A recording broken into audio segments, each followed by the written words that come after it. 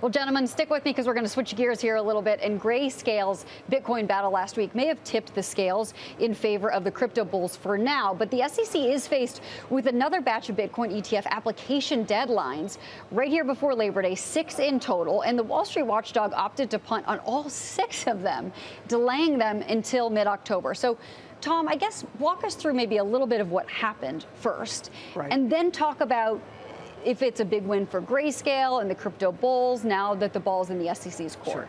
So Grayscale has a trust fund. It trades like a closed-end fund, GBTC. They apply to the SEC to convert it into an ETF, spot Bitcoin ETF. Now, understand that there are some Bitcoin ETFs out there that are futures-based that were approved by the SEC, and there's proper surveillance for manipulation and fraud that goes along with that. However, when they were declined by the SEC for that conversion, they were sued. The SEC was sued by Grayscale in circuit court and actually recently won. Big move for Grayscale, and with that, now the SEC has 45 days to either appeal or grant, at one point in time, the conversion of GBTC. That may happen. It's going to be very interesting to see if Gensler and the SEC actually fall on the sword here or actually fight back, which they can.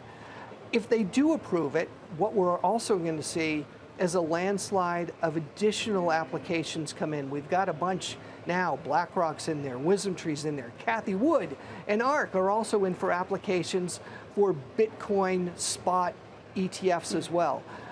What's going to happen? I think you'd say that the things are tilting towards us getting a spot Bitcoin ETF and not giving the nod to specific issuers like a BlackRock, but really bringing them all to market at the same time. Level playing field, everybody gets in at once, and GBTC gets exactly what they're looking for, which is, look, $18 billion in that fund. They're going to be the biggest player in the marketplace. Wow. Christian, I know you don't have a Bitcoin ETF out there, but you do have the Amplify Blockchain ETF, BLOK. That's taken off of 38% so far this year on the back, of course, of all the crypto buzz. So what are your thoughts on the spot Bitcoin ETF going forward? Do you think that all of the players will be granted approval to enter this market? Yeah, Courtney, we're pretty bullish about a spot Bitcoin ETF coming to the U.S. We think it makes sense. We're really behind many of the most of the developed nations in terms of having a spot Bitcoin ETF. Canada has almost half a dozen of them, for example. So this will be a good thing for investors where they will be able to own spot Bitcoin in the form of an exchange-traded fund, which has its efficiency, transparency, and flexibility, or offer them more cost advantages, ability to buy in a brokerage account. It will give institutions access.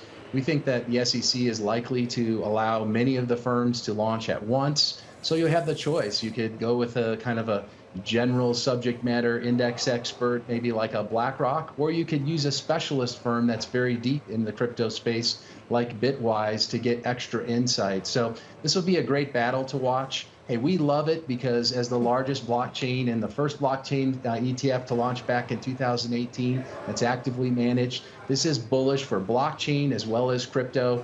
We own spot Bitcoin ETFs in our block ETF already, so we're riding the wave with our block ETF and certainly having a great year this year, outperforming even the NASDAQ 100.